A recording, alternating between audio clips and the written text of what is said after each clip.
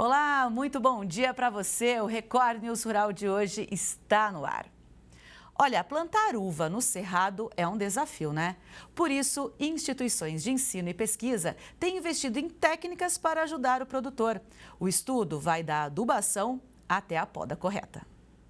Essas marcações com fitas coloridas não são para enfeitar os pés de uva, mas para marcar o tipo e a quantidade de adubo usados em cada um.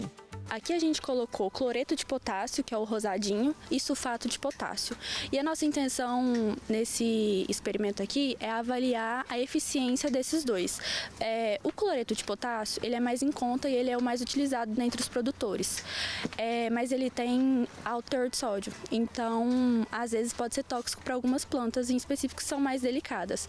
Já o sulfato, ele é mais caro, mas ele já não tem esse problema. Esse é um dos experimentos que os alunos do 8º período de agronomia do IFTM Campus Uberlândia estão trabalhando na variedade BRS Vitória, que é uma das uvas de mesa mais conhecidas. Já com a BRS Magna, que chegou a dar 10 quilos de fruta por pé, além da correção com calcário e adubação tradicional, foi feito um teste com extrato de alho.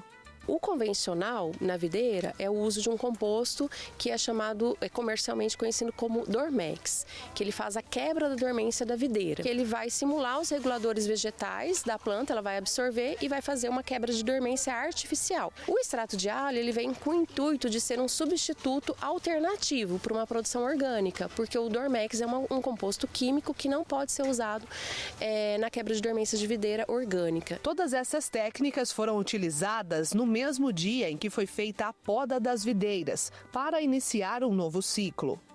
Mas não é só pegar uma tesoura de poda e sair cortando os ramos aleatoriamente. Nesse tipo específico de poda, alguns ramos são cortados bem curtos, deixando apenas 2 nós ou gemas, como eles chamam, e outros já são cortados maiores, deixando 8 nós. Essa técnica é utilizada para equilibrar a produção das uvas com a saúde das plantas. Quando a gente faz a poda, as videiras e cada cultivar, essa que é a cultivar BRS Magna, cada cultivar ela tem uma forma de comportamento diferente. Nessa cultivar, ramos com 8 gemas têm a tendência de nos dar ramos produtivos, ramos que vão nos dar botões florais e, consequentemente, frutos. E quando a gente deixa 2 gemas, eles têm a tendência de nos dar ramos vegetativos, que no ciclo seguinte a gente torna eles ramos com 8 nós, 8 gemas e os nossos frutos posteriormente. Já a dupla poda ou poda invertida foi desenvolvida e adaptada por pesquisadores da EPAMIG.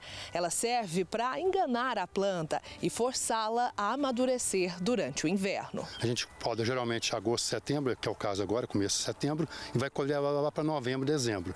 Aí descansa um mês, 2, em fevereiro a gente poda novamente. Vai ter uma nova produção em junho e julho. Essa é a uva de mesa. Agora, no caso da dupla poda, que foi um estudo através da EPAMIG que desenvolveu, é próprio para a produção de vinho, vinhos finos, vinho de inverno. Então o que é feito? Na dupla poda, a pessoa poda setembro, outubro ali a primeira poda e ela vem crescendo. Quando chegar dezembro, que está já emitindo os cachos já, não espera madurar. Poda novamente em janeiro, joga tudo fora, cacho de uva, tudo, e aí ela vem a nova brotação, pega essa época do final do verão boa para brotar, e o que acontece? Justamente no inverno, junho e julho, que está na área de produção, no período de produção, vai dar um brix muito melhor, os açúcares ficam mais concentrados, e devido ao clima, que de manhã, de dia está quente, de noite está frio, nessa época, concentra muito mais os polifenóis, os açúcares, para dar um bom vinho. A área de pesquisa utilizada pelos estudantes é da FERUB, a Fundação de Excelência Rural de Uberlândia. A colheita este ano está prevista para acontecer em novembro e dezembro. A gente tem uma estrutura aqui em Y, que é um método utilizado muito no estado de São Paulo. Ela tem uma cobertura em cada linha. O que a cobertura beneficia? O problema maior da uva é na época do verão. Cada chuva que cai é doença fúngica que entra. Então a pessoa tem que ficar praticamente com a bomba costal direto. Como tem essa cobertura, não existe mais isso. Mas além de uva, a FERUB atualmente também é palco de pesquisas de extensão de outras 8 culturas, como manga, figo, goiaba e em breve de maracujá. Maracujá, um é a pérola do Cerrado, que é maracujá doce, e a outra variedade é maracujá roxo do Cerrado, maracujá roxo azedo. É um maracujá tipo esse amarelo azedo, todo mundo conhece, só que a casca dele externa é roxa. E tem uma demanda para exportação grande. Tem indústrias lá no exterior demandando às vezes um container por semana e não tem produtor. E com a oferta limitada, os preços da mandioca subiram na última semana. O baixo interesse pela comercialização de raízes de primeiro ciclo, que tem menor rentabilidade, e o clima seco, que interrompeu os trabalhos no campo em várias áreas, restringiram a oferta de mandioca em todas as regiões acompanhadas pelo CPEA. Com isso, os preços registraram a maior elevação semanal desde outubro de 2021. Na semana passada, o avanço foi de 4,3%, com a média nominal a prazo da tonelada de mandioca posta à fecularia a R$ 487,54. De acordo com o CPEA, o esmagamento de mandioca nas fecularias foi estimado em 43,7 mil toneladas para a semana passada, queda de 8% em relação à semana anterior. No acumulado dos primeiros 15 dias do mês, o volume está 20% inferior ao observado no mesmo período de agosto. O preço do feijão carioca também está em alta com a oferta restrita. Já os valores do feijão preto permanecem baixos. De acordo com pesquisadores do CPEA, o clima, a colheita finalizada em importantes regiões e estratégias de armazenamento, além da oferta limitada, reforçam o movimento de alta nos preços do feijão carioca de melhor qualidade. Já o feijão preto, apesar de apresentar sinais de recuperação com a retomada pontual da demanda, ainda permanece com os valores abaixo das médias históricas. De acordo com dados divulgados pela Conab recentemente, a safra 2024-2025 deve apresentar um recuo de 3,9%, com 3,07 milhões de toneladas. Os preços do milho seguem firmes no mercado, mesmo com a estimativa de aumento na produção. Dados divulgados na última semana pela Conab indicam um aumento na produção de milho de 2% em relação ao mês anterior e de 21% em relação à temporada passada, somando 139,69 milhões de toneladas. Mesmo com a estimativa de alta, a firme demanda interna e a posição mais retraída de vendedores, que estão limitando o volume disponível, apontamentos do CPEA mostram que os preços do grão seguem registrando pequenos avanços. Na zona rural de Jataí, sudoeste de Goiás, uma família encontrou nos tanques de água uma fonte de renda. O trabalho com a piscicultura começou com o pai, mas hoje é mantido pelos filhos. E o negócio de criação de alevinos já abastece mercados dentro e fora do estado. É nesta chácara em Jataí, na região sudoeste de Goiás, que o trabalho acontece. Hoje, a Lília e o irmão Marlon são os responsáveis pela produção. A propriedade tem uma área total de 9 hectares. 3 deles são de tanques d'água para a criação dos alevinos, que são os peixes filhotes. Atualmente são 31 tanques, onde eles criam 12 espécies de alevinos, como caranha, pintado, dourado e piau. Essa grande variedade de espécies é para conseguir atender vários tipos de mercado, já que é daqui que a família tira o sustento. A família atende clientes de várias cidades do sudoeste de Goiás e também faz vendas para outros 5 estados do país. Muitos compram para revender, mas também tem aqueles que compram para consumo e lazer. O maior período de vendas é durante a Piracema. O nosso público aqui é de piscicultores que vão levar o peixe para cultivar o peixe para consumo, né? E alguns que vão abater esse peixe e vende em feiras, peixarias. E nós temos uma outra linha de clientes que são as revendas e parceiros que são em outros estados. O Felipe é um dos clientes da Lília. A família dele mora em uma chácara em Aparecida do Rio Doce. Todos adoram peixes. 50% é para consumo desses peixes que eu vou levar hoje e os outros 50% vamos deixar os exemplares ficar grande para fazer pesca esportiva mesmo, pesca e solta. Durante o ano nós temos a safra, a gente vai fazer nesse período da Piracema, nós temos que ter todo um planejamento para a gente manter as quantidades de espécie e manter estoque e também manter os animais.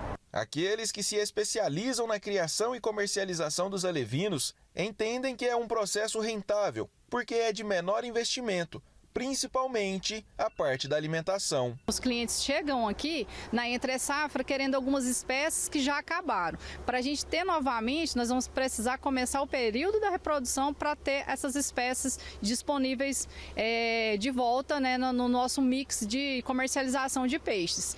Então o maior desafio é esse, e também o cuidado também da água, porque a nossa água ela vai continuar o percurso no rio quando sai da piscicultura, então a gente tem que trabalhar com insumos que são de baixo impacto ambiental, né, para a gente conseguir conciliar toda a parte da produção e de forma sustentável. É isso, importantíssimo. Olha, terminou no final de semana em Campos, no Rio de Janeiro, o 10º Congresso Estadual de Agronomia, na UENF. Foram abordados temas como as mudanças climáticas, desenvolvimento econômico agropecuário e novas tecnologias no campo. O congresso, promovido pela Associação dos Engenheiros Agrônomos do Estado do Rio de Janeiro, é uma oportunidade de discutir mudanças climáticas, sustentabilidade e inteligência artificial.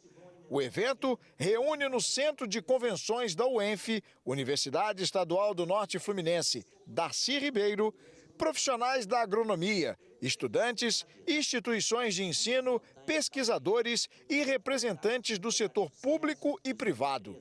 E se consolida como o principal fórum de discussão técnica, científica e política da agronomia fluminense. É uma região bastante promissora, que tem um potencial muito grande de crescer na área de agricultura. E a nossa proposta aqui é mostrar os grandes desafios que o profissional da agronomia tem, né, que enfrentar para trazer desenvolvimento para o Estado, de encarar toda a problemática das mudanças climáticas, fazendo isso de forma sustentável. Entre os temas no centro dos debates estão o uso de novas tecnologias no campo, papel do engenheiro agrônomo frente às mudanças climáticas e as estratégias para garantir a segurança hídrica e alimentar nos territórios fluminenses. Esse reconhecimento de uma questão climática, ele traz a oportunidade de buscar financiamentos que viabilizem um melhor desenvolvimento do setor e, com isso, melhoria da área econômica, geração de trabalho, desenvolvimento social. Esse congresso é fundamental porque ela deixa de ser uma pauta só regional e estadual e passa a ser uma pauta nacional. Vamos conferir agora como fica a previsão do tempo para esta terça-feira em todo o Brasil. Nesta terça, as áreas de instabilidade se afastam do Rio Grande do Sul e o tempo fica mais firme em boa parte do estado. Mas ainda há previsão de pancadas de chuvas em algumas áreas de Santa Catarina e também do Paraná. Na região sudeste, o avanço de um cavado meteorológico favorece áreas de instabilidades em parte do interior e no leste de São Paulo, Minas e também no Rio. Ventos marítimos mantêm nuvens carregadas na faixa leste do Nordeste e no norte do Brasil, a umidade elevada continua favorecendo áreas de instabilidades na faixa oeste. No sul, o tempo fica mais firme e a presença de nuvens varia no estado gaúcho. As áreas de instabilidades ficam mais concentradas no leste de Santa Catarina e também no centro-leste do Paraná. No sudeste, as nuvens aumentam em algumas áreas do interior paulista, centro-sul mineiro e também no Rio de Janeiro. No nordeste, a nebulosidade fica maior no litoral e no norte, a faixa centro-oeste fica com o tempo mais fechado, enquanto no Tocantins, boa parte do Pará e Amapá continuam com o tempo mais aberto. No sul, pancadas fracas a moderadas ocorrem no leste catarinense e na faixa centro-leste paranaense, além do nordeste do Rio Grande do Sul. Na região sudeste, algumas pancadas mais localizadas de maneira moderada a forte podem atingir regiões mais ao leste e no nordeste do estado de São Paulo, além do centro-sul de Minas e do Rio. Há tensão entre o extremo leste de São Paulo, sul de Minas e Rio de Janeiro, com risco de temporais. No Espírito Santo, a chuva deve ser passageira e isolada.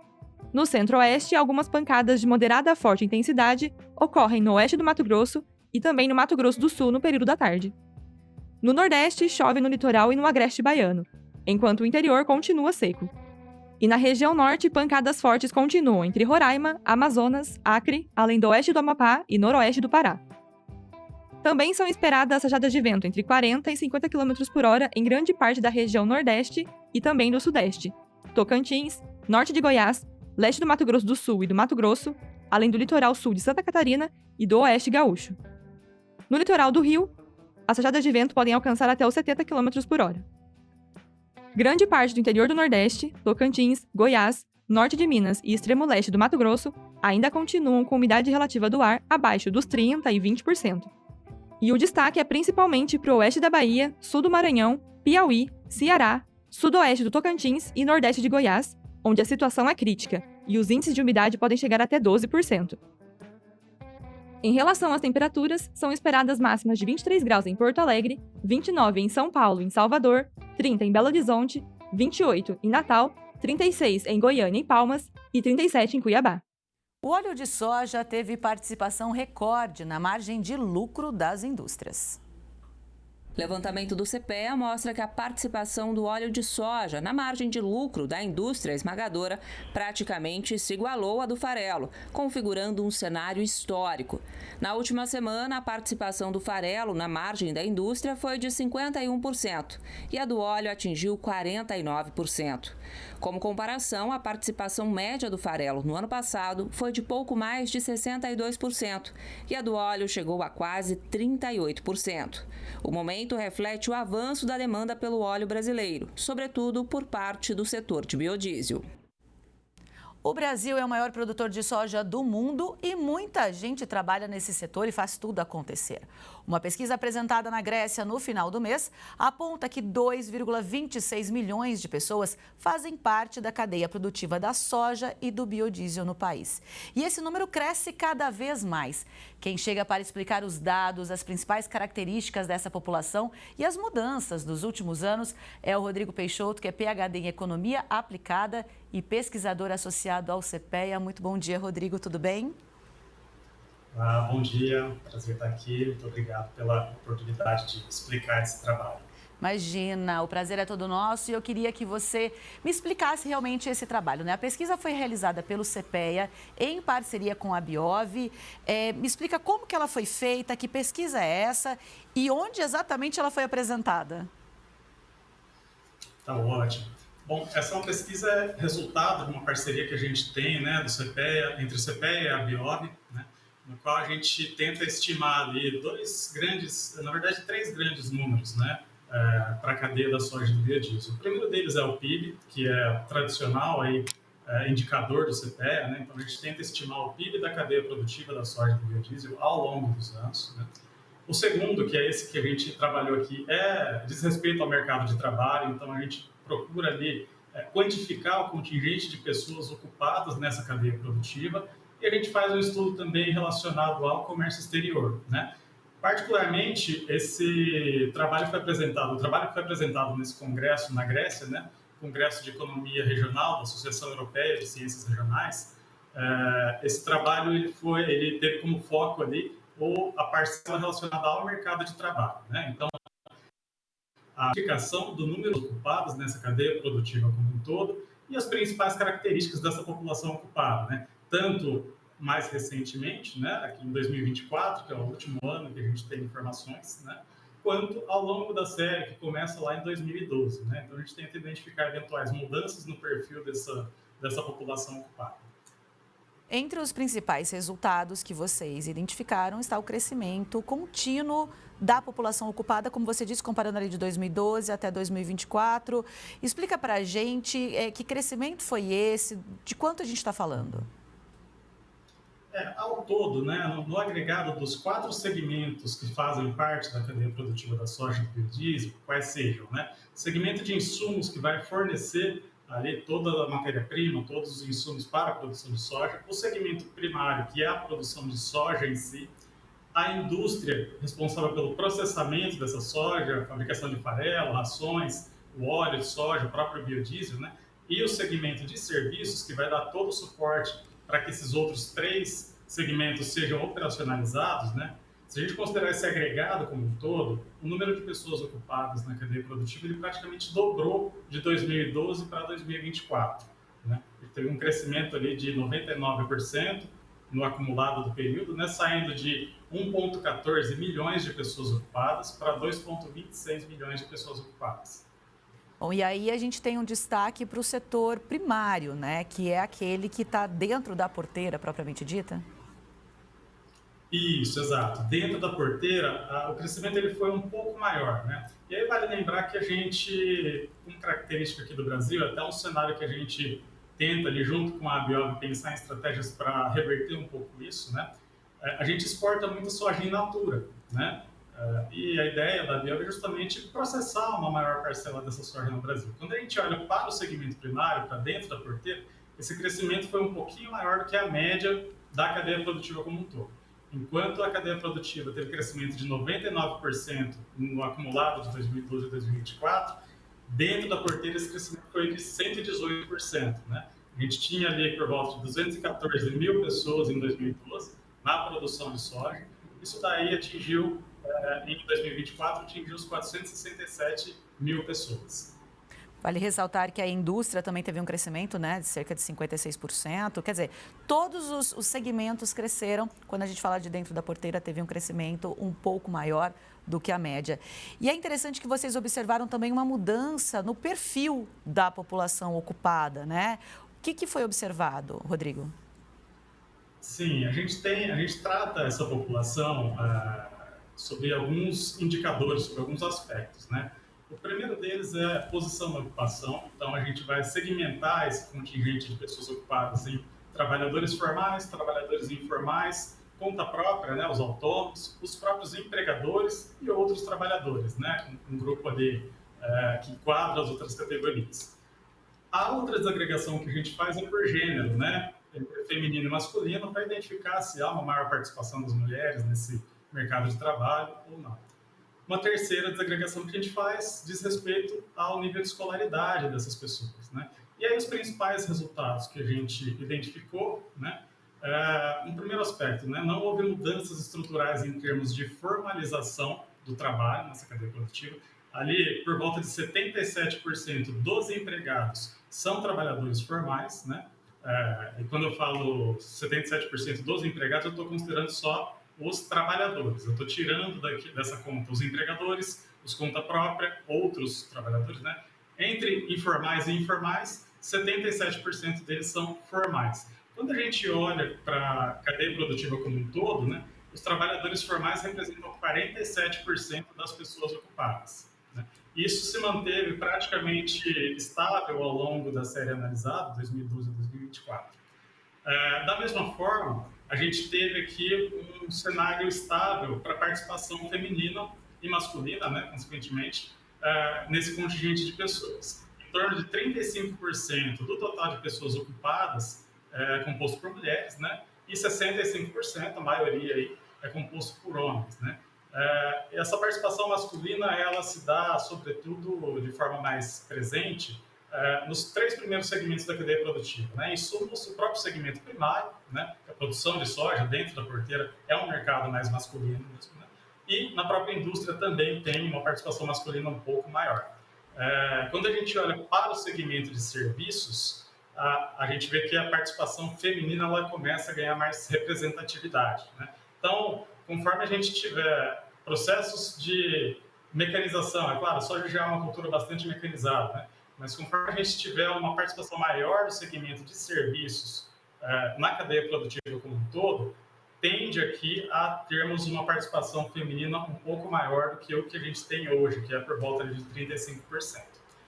E falei dos números que ficaram estáveis, constantes ao longo do tempo, né? Agora, o que mudou de fato, né, diz respeito ao grau de escolaridade dessa população ocupada, né?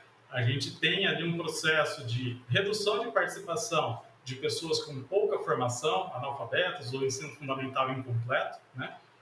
E um aumento da participação do pessoal com maiores níveis de escolaridade, ensino médio e ensino superior.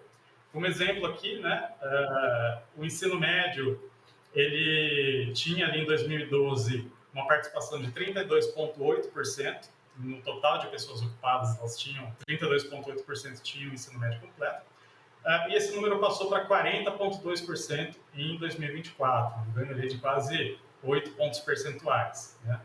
E, por sua vez, o pessoal com ensino superior completo apresentou maior crescimento, né? Tinha uma participação de 12% em 2012, que passou para 20,2% em 2024.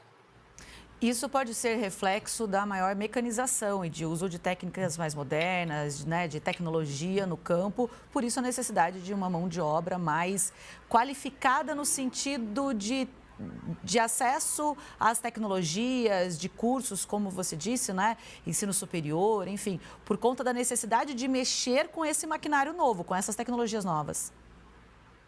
Exatamente, exatamente. Assim, além da gente ter uma eliminação de algumas tarefas mais manuais, uma automatização de processos mais simples, né, que acabam liberando com menores níveis de escolaridade, né, a gente tem a entrada de novas tecnologias que acabam exigindo ali um conhecimento maior, uma formação maior, né, dos trabalhadores. E, portanto, o mercado ele acaba demandando uma mão de obra mais qualificada. E aí é interessante porque com o aumento da qualificação, vocês perceberam também o aumento do rendimento desse trabalhador? Exato. Quando a gente considera o rendimento ao longo do período, no segmento primário a gente tem um crescimento real do rendimento de 37%. Né? Na indústria esse crescimento foi de 22%. E quando a gente olha para a cadeia como um todo, né, para a cadeia produtiva como um todo, a gente teve um crescimento dos rendimentos, já descontando ali os efeitos da inflação, um crescimento de 13,3% ao longo desse período. Rodrigo, essa pesquisa, através dessa pesquisa foi possível identificar também qual região do Brasil emprega mais no setor? A gente quer identificar essa desagregação regional para um dos segmentos da cadeia. Né? Essa cadeia produtiva da soja e do biodiesel, a gente divide ela nos 4 segmentos, que são insumos, primário, indústria e serviços. E nesse trabalho, particularmente que foi apresentado no Congresso, uma das inovações que a gente trouxe foi justamente de fazer uma desagregação regional para o segmento primário, para a produção de soja. Né? Está aí para os próximos passos a gente replicar, a gente vai fazer várias adaptações, é claro, né? Mas replicar esse estudo para os demais segmentos, para a indústria, para os serviços e para os insumos, né? Mas para o segmento de soja, o segmento primário, né, de produção de soja, a gente conseguiu fazer essa desagregação regional ao nível de micro-regiões do Brasil, né? E aí, se a gente pegar as macro-regiões brasileiras, a gente tem ali a região sul como principal empregadora, né? Isso diz muito a respeito das características das propriedades agrícolas, né, da região sul, são propriedades de menor porte, então você acaba tendo uma escala menor, precisa da mesma quantidade de trabalhadores para cada fazenda, ou algo parecido, né? Enquanto no centro-oeste, né, o grande celeiro ali do Brasil, a gente tem propriedades muito maiores, estabelecimentos muito maiores, né? Máquinas maiores também, então o mesmo trabalhador ele acaba sendo responsável por uma área maior. Dessa forma, a região sul ela acaba se destacando aqui como principal empregadora no segmento primário da cadeia produtiva da soja e do biodiesel. Rodrigo, quando a gente fala então que a gente tem mais trabalhadores, eles estão mais qualificados, estão sendo melhor remunerados de uma maneira geral, a gente pode falar então que a sojicultura está em ascensão, continua em ascensão, com maior produtividade, a gente sabe sobre relação diária, né? Mais produtividade, é uma área em ascensão, continua? Para fazer o comparativo, né, entre a população ocupada, entre a expansão diária e a própria expansão da produção, né, a gente vai ver que todas essas 3 variáveis elas são crescentes ao longo desse período, de 2012 a 2024. Inclusive, produção e área crescendo proporções até maiores aí do que a população ocupada em algumas regiões, né, indicando ali que a gente tem ganhos de produtividade, né, como, por exemplo, o próprio Centro-Oeste, né. No Centro-Oeste, a gente teve uma expansão da população ocupada, né, da mão de obra ali, só que ela foi uma expansão um pouco mais lenta quando comparada à região sul, né? Entretanto, a gente teve um crescimento de produção muito grande ali, né? Mesmo sendo mais produtivo, esse mercado de trabalho acabou crescendo também, tá? Então, a gente tem, de fato, expansão do mercado da soja e, regionalmente, isso vai se transmitir, né? Isso vai acabar transbordando para o mercado de trabalho de formas diferentes, a depender da escala de produção, a depender da tecnologia empregada, né? No Centro-Oeste, isso acaba sendo um pouco amortecido, mas como o mercado cresceu numa velocidade muito alta, né? Isso daí acabou puxando, mesmo que em menor proporção, acabou puxando o mercado de trabalho. Na região sul, por a gente ter essa característica de propriedades menores, né? Essa relação é um pouco mais direta, né? Em conforme cresce a produção de soja, cresce também o mercado de trabalho, cresce a população de forma mais intensa.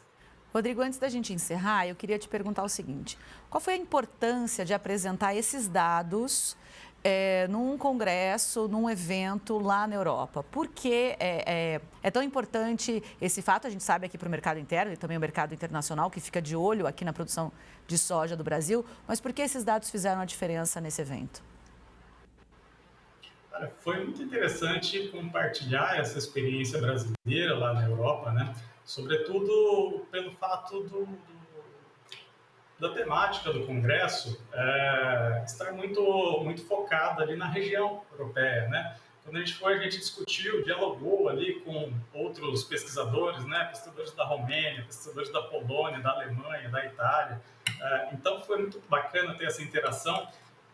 Em primeiro lugar, né, para a gente entender um pouco melhor o que está sendo analisado, o que está sendo pesquisado, qual que é o tema que está em ascensão na Europa, né, mas também levar um pouco de Brasil para isso, né, para que a gente possa convergir tanto ali em temas de pesquisa, mas principalmente em soluções, eventualmente soluções que a gente já identificou no Brasil, características que a gente já identificou no Brasil e possa compartilhar com os europeus, e também aspectos ou evidências e achados, né, de trabalhos que os europeus encontraram que possa contribuir aqui para as nossas pesquisas. Então, acho que essa experiência de compartilhamento, né, de informações foi muito positiva para esse estudo, sobretudo numa cadeia produtiva que é tão importante para o Brasil, né? Seja em termos de exportações para a União Europeia, para a China, para os Estados Unidos, né?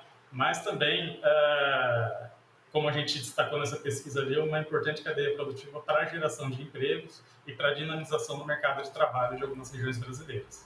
É isso, a gente viu muitas regiões sendo desenvolvidas através da produção de soja, que foi desbravando áreas, né, que muitas vezes não tinham alternativas de trabalho, por exemplo. Rodrigo, muitíssimo obrigada pela sua participação, viu? Bom dia para você. Imagina, eu que agradeço, me coloco à disposição. E o trabalho ele vai ficar disponível, né? Esses principais insights eles ficam disponíveis no próprio site do CPEA. Então, quaisquer dúvidas, basta entrar em contato com a assessoria de imprensa do CPEA. Vai ser um prazer contribuir e também receber o feedback aí do pessoal interessado. Com certeza, tenho certeza que vai ser... Vai ser material para muita pesquisa, tanto de quem é da área, quem quer entender um pouco mais. Obrigada mais uma vez. Eu que agradeço.